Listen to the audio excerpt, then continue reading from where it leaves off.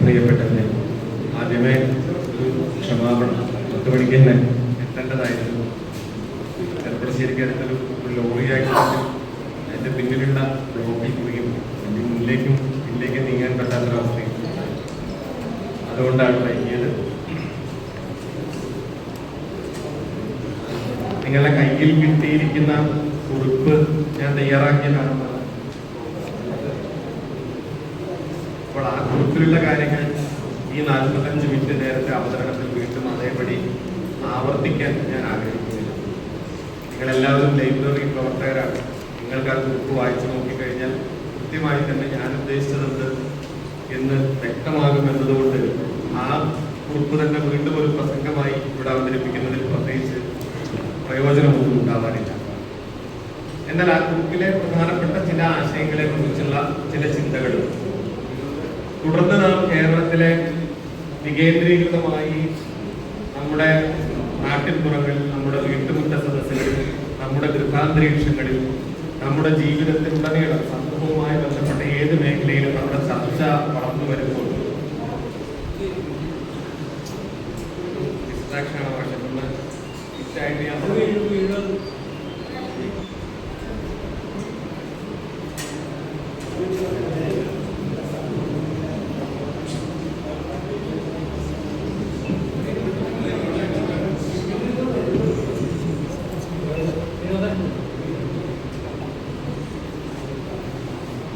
ഒരു തീരുമാനമായി കരുതിക്കോട്ടെ. തുടർന്നൊരു ചർച്ച വേണ്ടി വരുമ്പോൾ നിങ്ങളുടെ മനസ്സിൽ ഉണ്ടായിരിക്കേണ്ടതുണ്ട് എന്നുള്ളതിനെ പറ്റിയിട്ടുള്ള ചില എൻ്റെ ആലോചനകളാണ് പങ്കുവയ്ക്കുന്നത്. ഞാൻ കരുതുന്നത് പ്രധാനമായിട്ടും ഈ പ്രസംഗ പരിശീലനം എന്നൊക്കെയാണ് പറയുന്നത്. എന്നോട് കുറെ കാലമായിട്ട്, വർഷങ്ങളായി തന്നെ പലരും ഈ പ്രസംഗിക്കാൻ പഠിപ്പിക്കുമെന്ന് ചോദിക്കാറില്ല. ഞാൻ പറയാറുണ്ട് എനിക്ക് പണി അറിയില്ല. അപ്പൊ പലരും അത് ഇങ്ങനെ കേരളത്തിൽ പ്രസംഗിച്ച് നടക്കുന്ന ഒരാളായതുകൊണ്ട് ഞാനെന്തോ ചാട പറയുകയാണെന്നാണ് ആൾക്കാർ വിചാരിക്കുക. പക്ഷെ സത്യമായിട്ടും എനിക്ക് പ്രസംഗം പഠിപ്പിക്കാവുന്ന ഒരു പരിപാടിയാണ് ഇന്ന് വരെ തോന്നിയിട്ടില്ല. കാരണം ഞാൻ ചെയ്യാറുള്ളത് പ്രസംഗിക്കാതിരിക്കുക എന്നതാണ്, വർത്തമാനം പറയുക എന്നതാണ്. എങ്ങനെയാണോ നമ്മൾ സംസാരിക്കുന്നത് അതുപോലെ തന്നെ സംസാരിക്കുന്നതാണ് ഏറ്റവും നന്നായി പ്രസംഗമായി മാറുക എന്നതാണ് എൻ്റെ അനുഭവം. ബാക്കി എങ്ങനെയൊക്കെ പ്രസംഗത്തിന് നിങ്ങൾ ക്രാഫ്റ്റ് കൊടുക്കാനായി കൃത്രിമമായി പ്രസംഗിക്കുന്നുവോ അത്ര കണ്ട് നമ്മൾ സമൂഹവുമായി അകന്നത്. അതുകൊണ്ട് തന്നെ അതിനെ ഒഴിവാക്കാനാണ് ഞാൻ ഇന്ന് ശ്രമിച്ചിട്ടുള്ളത്, വർത്തമാനം പറയാനാണ് ശ്രമിച്ചിട്ടുള്ളത്.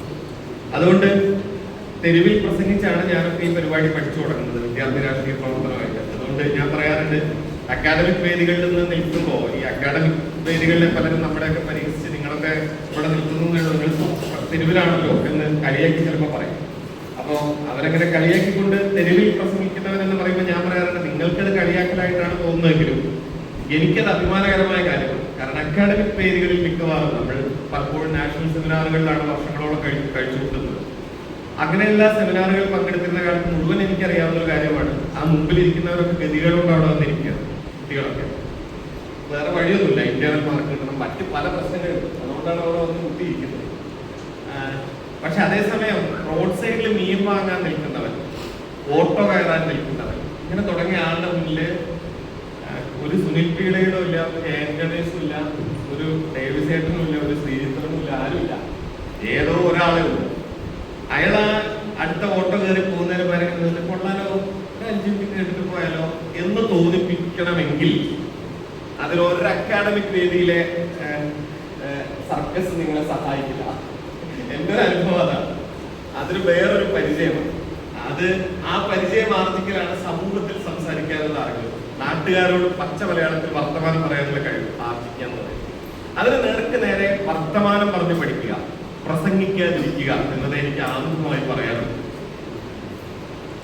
നവോത്ഥാനത്തിൽ നിന്ന് നവകേരളത്തിലേക്ക് എന്നത് നല്ല പ്രാസമുണ്ട്. ആ 4 അക്ഷരമൊക്കെ വെച്ചിട്ട് ലൈബ്രറി കൗൺസിൽ സാധാരണ വിഷയം ഇടുന്നത് പോലെ തന്നെ പ്രാസമുള്ള വിഷയം.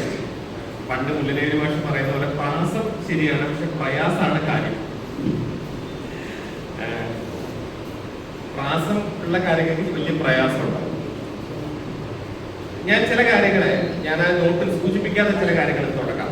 ഈ നവോത്ഥാനം എന്ന വാക്ക് നമ്മൾ സ്ഥിരമായി പറയുന്നതാണ്. പണ്ട് എം ഗോവിന്ദൻ എന്ന് പറയുന്ന കേരളത്തിലെ കവിയും ചിന്തകനും ഒക്കെ ആയ എം ഗോവിന്ദൻ പണ്ട് പറഞ്ഞൊരു കാര്യം, കേരളത്തിലെ ഇടതുപക്ഷ പ്രവർത്തകരുടെ പല്ല് മിക്കവാറും എല്ലാവരുടെയും നേതാക്കളുടെ പൊങ്ങിയിട്ടുണ്ടാവും, നിങ്ങൾ ശ്രദ്ധിച്ചിട്ടുണ്ടോ? ഒരു കുറെ പേരുടെ എണ്ണിട്ട് പറയണ്ട, അതിപ്പോ ഞാൻ ഇവിടെ പറയുന്നില്ല. അപ്പോ എല്ലാവരുടെയും പല്ല് പൊങ്ങിയിട്ടുണ്ട്. അതിന്റെ കാരണം രണ്ട് വാക്ക് സ്ഥിരമായിട്ട് ദിവസേന ആവർത്തിച്ച് പറയുന്നതുകൊണ്ടാണ്. ഒന്ന് നവോത്ഥാനം എന്ന് പറയുന്ന അടിസ്ഥാന വർഗവും, രണ്ടും താലവിയായിട്ടുള്ള വാക്കാണ്. താല് മൂളിക്കുന്ന ആൾ തന്നെയിട്ട് വേണം പറയാൻ. അതുകൊണ്ടാണ് ഇടതുപക്ഷ പ്രവർത്തകരുടെ പല്ല് പൊങ്ങുന്നതെന്നായിരുന്നു ഗോവിന്ദന്റെ കണ്ടെത്തൽ. അതെന്തായാലും ഈ നവോത്ഥാനം എന്നുള്ള വാക്ക് നമ്മൾ ആവർത്തിക്കാറുണ്ട്. പക്ഷെ സത്യത്തിൽ ഈ ഇത്തരം വാക്കുകൾ ആ സംഭവങ്ങളെ കുറിക്കുന്നതാണോ എന്ന് നമ്മൾ ആലോചിക്കാറില്ല. മാത്രമല്ല, യഥാർത്ഥത്തിൽ ആ സംഭവം നടന്ന കാലത്ത് ആരും അതിനെ നവോത്ഥാനം ഒന്നും വിളിച്ചിട്ടില്ല. ലോക ചരിത്രത്തിൽ തന്നെ പൊതുവെ അങ്ങനെയല്ല. ഇപ്പൊ വ്യവസായ വിപ്ലവം എന്ന് നമ്മൾ പറയും. വ്യവസായ വിപ്ലവം നടന്നുകൊണ്ടിരിക്കുന്ന കാലത്തുള്ള ഏതെങ്കിലും കൃതികൾ പരിശോധിച്ചാൽ നിങ്ങൾക്ക് ഇംഗ്ലണ്ടിലോ എവിടെയെങ്കിലും വ്യവസായ വിപ്ലവം, ഇൻഡസ്ട്രിയൽ റവല്യൂഷൻ എന്നൊരു വാക്ക് കാണാൻ കഴിയില്ല. ആ കാലത്ത് അവിടെ പുതിയ കണ്ടുപിടുത്തങ്ങൾ നടത്തിയവരാവട്ടെ, ഈ ഇൻഡസ്ട്രിയൽ റവല്യൂഷനിൽ പലതരത്തിൽ നമ്മൾ പങ്കെടുത്തത് പഠിക്കുന്നവരാവട്ടെ, അവരാരെങ്കിലും ഞങ്ങൾ എന്തെങ്കിലും ഒരു പുതിയ വിപ്ലവം നടത്തിക്കൊണ്ടിരിക്കുകയാണ് എന്നൊന്നും പറഞ്ഞിട്ടില്ല. പിന്നീട് ഒരു ചരിത്രഘട്ടത്തിൽ നാം ആ അന്ന് നടന്ന സംഭവങ്ങളെ കുറിച്ച് മൊത്തത്തിൽ പിന്നീട് പറയാൻ വേണ്ടി നിർമ്മിച്ചെടുക്കുന്ന ഒരു പരികല്പനയാണ് യഥാർത്ഥത്തിൽ വ്യവസായ വിപ്ലവം. അതുപോലെ തന്നെയാണ് നമ്മൾ കേരള നവോത്ഥാനം എന്ന് പറയുന്നത്. കേരള നവോത്ഥാനത്തിന്റെ നമ്മൾ ഈ പറയുന്ന നവോത്ഥാനം എന്ന് പറഞ്ഞാൽ നിങ്ങളുടെ മനസ്സിൽ ഓർമ്മ വരുന്ന കുറെ ഇൻസിഡൻസ് ഉണ്ടല്ലോ. ആ കാലത്ത് അങ്ങനെ ഒരു വാക്ക് അതിനെ കുറിക്കാനായി ഉപയോഗിച്ചിട്ടില്ല. എന്റെ അറിവിൽപ്പെട്ടിടത്തോളം 1953 പി കെ ബാലകൃഷ്ണനാണ് ആദ്യമായി കേരളത്തിൽ നടന്ന സാമൂഹ്യ വിപ്ലവങ്ങളെ കുറിച്ച് ഒരു ലേഖനത്തിൽ എഴുതുന്നതിനിടയിൽ ആനുഷംഗികമായി സാന്ദർഭികമായി മാത്രം കേരളത്തിൽ നടന്ന നവോത്ഥാനങ്ങൾ എന്നൊരു പ്രയോഗം നടന്നു. അത് 1953 അതായത് വൈക്കം സത്യാഗ്രഹത്തിനും ഗുരുവായൂർ സത്യാഗ്രഹത്തിനും ഇന്ത്യൻ സ്വാതന്ത്ര്യത്തിനും എല്ലാം ശേഷം നമ്മൾ ഈ പറയുന്ന നവോത്ഥാനം എന്ന് പറയുന്ന ഒരു ഇൻസിഡന്റും അതിന്റെ പിൻപ് നടക്കാത്തല്ല. എല്ലാം അതിൽ പിന്നിലാണ്. അതെല്ലാം കഴിഞ്ഞാണ് ആ വിശേഷണം വരുന്നത്. അപ്പൊ നമ്മൾ തിരിച്ചറിയേണ്ടത്, എന്നിട്ടും ആ വാക്കത്ര പ്രചാരത്തിലൊന്നും ഉണ്ടായിരുന്നില്ല. 1970-കളായ സമയത്ത് കേരളത്തിൽ ചില കമ്മീഷനുകൾ രൂപപ്പെട്ടിരുന്നു. അത് കേരളത്തിന്റെ ഇതുവരെയുള്ള സാമൂഹിക ചരിത്രത്തെ കുറിച്ച് പഠിക്കാനുള്ള ശ്രമങ്ങൾ അപ്പോഴാണ് ശക്തിപ്പെട്ടു വരുന്നത്. അവരാണ് കേരളത്തിന്റെ പിൻചരിത്രത്തെ കുറിച്ച് മൊത്തത്തിൽ സൂചിപ്പിക്കുമ്പോൾ എന്തുകൊണ്ട് കേരളം ഇങ്ങനെ വ്യത്യസ്തമായ ഒരു നാടായി, കേരളത്തിൽ എന്തൊക്കെയാണ് വ്യത്യസ്തതകൾ ഉള്ളത്, കേരളത്തിലെ പൊതുജനാരോഗ്യത്തിലെ മുന്നേറ്റം, പൊതുവിദ്യാഭ്യാസ രംഗത്തെ മുന്നേറ്റം, ഇതിനൊക്കെ മുൻനിർത്തിക്കൊണ്ട് പഠിക്കുമ്പോൾ നമ്മളിപ്പോൾ പറയാറുള്ള പോലെ സ്കാൻഡിനേവിയൻ രാജ്യങ്ങളുമായുള്ള താരതമ്യമൊക്കെ നമ്മൾ നടത്താറുണ്ടല്ലോ. പക്ഷെ പൊതുവെ യൂറോപ്യൻ അന്ന് ഇപ്പോഴാണ് നമ്മൾ ഈ സ്കാൻഡിനേവിയൻ താരതമ്യം നടത്തുന്നത്. അന്ന് യൂറോപ്യൻ താരതമ്യമായിരുന്നു കൂടുതൽ ഉണ്ടായിരുന്നത്. പക്ഷെ ഒരു കാര്യം വ്യക്തമാണ്, യൂറോപ്യൻ മൂലധനം നമുക്കില്ല, യൂറോപ്യൻ സാമ്പത്തിക സമൃദ്ധിയും നമുക്കില്ല. പല രാജ്യങ്ങളിലും അവിടെയുള്ള ഒരു വികസിത രാജ്യത്തിന്റെ അവസ്ഥ കേരളത്തിന് ഇല്ല. പക്ഷെ പൊതുജനാരോഗ്യത്തിലും പൊതുവിദ്യാഭ്യാസത്തിലും അടക്കം പല രംഗങ്ങളിലും നമ്മൾ അവിടെയുള്ള പല രാജ്യങ്ങളോടും ഒപ്പമാണ്. ഇതെന്തുകൊണ്ട് സംഭവിച്ചിരിക്കുന്നു? അതായിരുന്നു പഠിക്കുന്നത്. അപ്പൊ അങ്ങനെ പഠിക്കുമ്പോൾ കേരളത്തിന്റെ പൂർവ്വചരിത്രത്തെ ചിന്തിക്കുക, പിന്നിലേക്കുള്ള ചരിത്രത്തിൽ കേരളം രൂപപ്പെട്ടു വന്നപ്പോൾ ഉണ്ടായ സാമൂഹ്യ ചരിത്രത്തിന്റെ ഈ മാറ്റം പഠിക്കപ്പെടുക എന്ന് പറയുന്നത് പ്രധാനമായി മാറും. അങ്ങനെ പഠിക്കുമ്പോഴാണ് നമ്മൾ നവോത്ഥാനം എന്ന വാക്ക് പ്രധാനമായിട്ട് ഉപയോഗിക്കാൻ തുടങ്ങിയത്. അതിനുശേഷം 80-കളിലും 90-കളിലുമായി നവോത്ഥാനം നേരത്തെ എം ഗോവിന്ദൻ പറഞ്ഞതുപോലെ ബുദ്ധിജീവികളുടെ സ്ഥിരം വാക്കായി പരിഗണിക്കുകയാണ് ഉണ്ടായത്. ഞാൻ ഇവിടെ നിങ്ങളോട് സംസാരിക്കാൻ ഉദ്ദേശിക്കുന്ന ഒരു കാര്യം എന്താണെന്ന് വെച്ചാൽ, നവോത്ഥാനം എന്ന് പൊതുവെ പറയുമ്പോൾ നമ്മൾ പുണ്യപുരാതന ബാലയെ പോലെയാണ് പ്രസംഗവേദികളിൽ ഇത് അവതരിപ്പിക്കാറുള്ളത്. അതായത് വൈകുണ്ഠസ്വാമികളോ മറ്റോ തുടങ്ങി വെച്ച് തുടക്കവും ഒടുക്കവും ഓരോരുത്തരുടെ ഇഷ്ടമനുസരിച്ച് മാറുകയൊക്കെ ചെയ്യും. പലരും അവരവരുടെ വ്യക്തി താല്പര്യങ്ങൾ അനുസരിച്ചോ അവരവരുടെ ചരിത്രബോധം അനുസരിച്ചോ എവിടുന്നെങ്കിലും തുടങ്ങും. അതിപ്പോ റെഫറൻസ് പോയിന്റ് നിശ്ചയിക്കുന്നത് എവിടെയെന്നുള്ള പ്രശ്നം മാത്രമാണ്. മേ ബി വൈകുണ്ഠസ്വാമിന്നോ തൈക്കാട്ടയ്യാവിൽ നിന്നോ ഒക്കെ തുടങ്ങാം. അവിടുന്ന് തുടങ്ങി ക്രമേണ അങ്ങനെ ശ്രീനാരായണ ഗുരു, പൊയ്കയിലപ്പച്ചൻ, കെ പി കറുപ്പൻ, വാഗ്ഭടാനന്ദൻ, അയ്യങ്കാളി, അങ്ങനെ കുറെ പേരെ പറയാം, നമുക്കറിയാമല്ലോ, സഹോദരൻ അയ്യപ്പൻ, എക്സെട്ര എക്സെട്ര. അതിങ്ങനെ പറഞ്ഞു വന്ന് അവസാനം VT ഭട്ടതിരിപ്പാട്, MRB, പ്രേംജി ഇതൊക്കെ പറയും. അതെല്ലാം കഴിഞ്ഞതിന് ശേഷം ഗുരുവായൂർ സത്യാഗ്രഹം വരെ എത്തിക്കഴിഞ്ഞാൽ ആ ഒരു പുണ്യപുരാതന ബാല അവസാനിച്ചു. അങ്ങനെ കേരളത്തിന്റെ നവോത്ഥാനം പൂർത്തിയായി. നവോത്ഥാനാനന്തര കേരളം നാളെ മുതൽ ജനിച്ചിരിക്കുന്നു എന്ന പോലെയാണ് കുറെ പേർ അവതരിപ്പിക്കാറുള്ളത്. മറ്റൊന്ന്, നവോത്ഥാനം ഒരു പ്രോസസ്സായി കാണുക. നവോത്ഥാനം ഒരു പ്രത്യേക സമയത്ത് തുടങ്ങി ഒരു സമയത്ത് അവസാനിക്കുന്ന ഒരു പ്രൊജക്റ്റ് അല്ല. എന്ന് വെച്ചാൽ അതൊരു പ്രോസസ്സാണ്, ഒരു പ്രക്രിയയാണ്. എന്ന് വെച്ചാൽ നിരന്തരമായി സമൂഹത്തിൽ നടക്കേണ്ട, ആ സമൂഹത്തിലെ അസമത്വത്തെ കുറിച്ച് ഉള്ള ബോധ്യത്തിൽ നിന്ന് രൂപപ്പെടുന്ന ഒരു സാഹോദര്യ ബോധം, ഫ്രട്ടേണിറ്റി എന്ന മൂല്യത്തെ മുൻനിർത്തിക്കൊണ്ട് നടക്കുന്ന അനേകം പ്രവർത്തനങ്ങൾ, അത് നിരന്തരം, അത് ചിലപ്പോൾ കുടുംബതലത്തിലാവാം, സമൂഹ തലത്തിലാവാം, വ്യക്തി തലത്തിലാവാം, അങ്ങനെ നടക്കേണ്ട ഒരു തുടർ പ്രോസസ്സായിട്ട് നവോത്ഥാനത്തെ കാണുന്നവരുണ്ട്. ഇങ്ങനെ നമ്മൾ പലതരത്തിൽ നവോത്ഥാനം അഥവാ സാമൂഹ്യ വിപ്ലവം എന്നുള്ളതിനെ കാണാറുണ്ട്. അങ്ങനെ കാണുമ്പോൾ കേരള ചരിത്രത്തിൽ നടന്ന ഈ പറയുന്ന നവോത്ഥാനത്തിൽ ചില വലിയ വിടവുകളും ഉണ്ടെന്നാണ് ഞാൻ കരുതുന്നത്. വിടവുകൾ എന്നോ ഗൾഫ് അല്ലെങ്കിൽ വാക്വം സ്പേസ്, ഒഴിവിടം എന്നൊക്കെ പറയാവുന്ന കുറെ സ്ഥലങ്ങളുണ്ട്. ആ സ്ഥലങ്ങളാണ് നമ്മൾ നവകേരളമായി വരുമ്പോഴും ചില പ്രശ്നങ്ങളായി അവശേഷിക്കുന്നത്. അപ്പൊ ഞാനൊരു ഉദാഹരണം മാത്രം പറയാം, സമയം വളരെ കുറവാണ്. ലൈബ്രറി കൗൺസിൽ ആയതുകൊണ്ട് ഞാനൊരു ഉദാഹരണം പറയാം. തൃത്താല നിങ്ങൾക്ക് എല്ലാവർക്കും അറിയാം, വി.ടി. ഭട്ടതിരിപ്പാടിന്റെ വളരെ പ്രധാനപ്പെട്ട ഒരു പ്രവർത്തന കേന്ദ്രമായിരുന്നു തൃത്താല. തൃത്താലയില് അവിടെയുള്ള ഉൽപ്പതിഷ്ണുക്കളായ കുറെ ചെറുപ്പക്കാർ 1930-കളിൽ അല്ല 20 മുതൽ 30-കളുടെ ആ സമയത്താണ്, 1930-കളിലാണ് ഒരു വായനശാല തുടങ്ങാൻ വേണ്ടി തീരുമാനിച്ചു. അവിടെയുള്ള കുറച്ച് പുരോഗമനവാദികളായ ചെറുപ്പക്കാരാണ്. അപ്പം തൃത്താല നിങ്ങൾക്ക് എല്ലാവർക്കും അറിയുമായിരിക്കും, പറയിവെട്ട പന്തലുകുളത്തിലെ പല ആളുകളുടെയും ജന്മദേശമാണ്. അപ്പൊ അതുകൊണ്ട് അഗ്നിഹോത്രി അവിടെയാണ് ജനിച്ചത്, വേഴന്തൂർ അവിടെയാണ്. അപ്പൊ അതുകൊണ്ട് അഗ്നിഹോത്രി വായനശാല പുതിയ വായനശാലയ്ക്ക് പേര്. അപ്പൊ ഈ അഗ്നിഹോത്രി വായനശാലയുടെ പ്രവർത്തനം ആരംഭിക്കാനുള്ള പണിയൊക്കെ ആയിട്ട് ലൈബ്രറി തുടങ്ങണതിന്റെ പണി നിങ്ങൾക്ക് എല്ലാവർക്കും എന്നേക്കാൾ കൂടുതൽ അറിയണ്ടാവും ഞാൻ വിചാരിക്കുന്നു. പുതിയൊരു ലൈബ്രറി തുടങ്ങുന്നത് അത് 1930-കളിലാവുമ്പോൾ എത്ര വലിയ പണിയായി. അപ്പം ലൈബ്രറിയുടെ ഉദ്ഘാടന ചടങ്ങ് വരികയാണ്. അപ്പൊ അതിലേക്ക് ഒരു മംഗളപത്രം ഏതെങ്കിലും ഒരു വലിയ കവിയുടെ എഴുതി വാങ്ങണം. പണ്ട് നമ്മുടെ നാട്ടിൽ അങ്ങനെ ഒരു പരിപാടി ഉണ്ടായിരുന്നല്ലോ, ഷഷ്ടിപൂർത്തി, സപ്തതി, എന്തെങ്കിലും പരിപാടി, ഇതിനൊക്കെ മഹാകവികൾ മംഗളപത്രം എഴുതും. അന്ന് മംഗളപത്രം എഴുത്തിൽ കേരളത്തിൽ കിട്ടാവുന്ന ഏറ്റവും ഗംഭീര മംഗളപത്രം എന്ന് പറയുന്നത് വള്ളത്തോടിന്റെയാണ്. അതുകൊണ്ട് വള്ളത്തോടിനെ കൊണ്ട് മംഗളപത്രം എഴുതിക്കാൻ തീരുമാനമായി. അങ്ങനെ വള്ളത്തോടിന്റെ കലാമണ്ഡലത്തിൽ പോയി കണ്ടു. വള്ളത്തോടിന് ചെവിയേക്കില്ല. ഒരു കഥകളി പഠിക്കുന്ന ഒരു കുട്ടി എടുത്തിട്ടുണ്ടാവും, ആ കുട്ടിയോട് പറയണം, മുദ്രയില് വള്ളത്തോടിന് അങ്ങനെ പറഞ്ഞു കൊടുക്കും, കഥകളി മുദ്രയിൽ പറഞ്ഞു കൊടുക്കും, അതേ വള്ളത്തോട് മനസ്സിലാവും. ഇങ്ങനെയൊക്കെയാണ് അവസ്ഥ. വള്ളത്തോട് കാര്യമൊക്കെ പറഞ്ഞു, ഇങ്ങനെയാണ് ലൈബ്രറി തുടങ്ങുന്നു, അഗ്നിഹോത്രി വായനശാല എന്നാ പേര്. വള്ളത്തോട് അംഗീകരിച്ചു, ശരി ഞാൻ എഴുതാം, മംഗളപത്രം എഴുതാമെന്ന് പറഞ്ഞു. ഈ ഉദ്ഘാടനത്തിന്റെ മുമ്പായിട്ട് അദ്ദേഹം മംഗളപത്രം എഴുതാനായി ഇരുന്നപ്പോൾ ഞാൻ ആലോചിക്കുന്നത്, ഈ ആ സമയത്ത് വള്ളത്തോട് നാരായണ മേനോൻ ഒക്കെ ഒന്ന് പോകും, വെറും കവിയും ഈ വിഷയവുമായി മാത്രം കണ്ടുമുട്ടുന്ന ഒരു നിമിഷമുണ്ട്. അപാരേ കാവ്യ സംസാരയൊക്കെ ഉണ്ടല്ലോ, കവിരേഖ പ്രജാപതി, അങ്ങനെ ഒരു നിമിഷം. ആ ഒരു നിമിഷത്തിൽ വള്ളത്തോട് എത്തുമ്പോ വള്ളത്തോടിന്റെ മുന്നിൽ ചോദ്യം വരിക, ഒരു പുതിയ വായനശാല വിപ്ലവകാരികളായ ഉൽപ്പതിഷ്ണുക്കളായ ചെറുപ്പക്കാർ ചേർന്ന് തൃത്താലയിൽ തുടങ്ങുന്നു, നല്ല കാര്യം. അതിനവരിടുന്ന പേര് അഗ്നിഹോത്രി വായനശാല എന്നാണ്. എന്തുകൊണ്ടത് പാക്കനാർ വായനശാല എന്നായില്ല? പാക്കനാരുടെ സ്ഥലം തൃത്താലയാണല്ലോ, എന്തുകൊണ്ട് പാക്കനാർ വായനശാല എന്ന് പേരിട്ടില്ല? അദ്ദേഹത്തിന് അത് പറയണം, ഒപ്പം മംഗളപത്രമാണ്. അദ്ദേഹം ആ പ്രശ്നം പരിഹരിച്ചു. ഒറ്റ ശ്ലോകമാണ് ആ മംഗളപത്രം.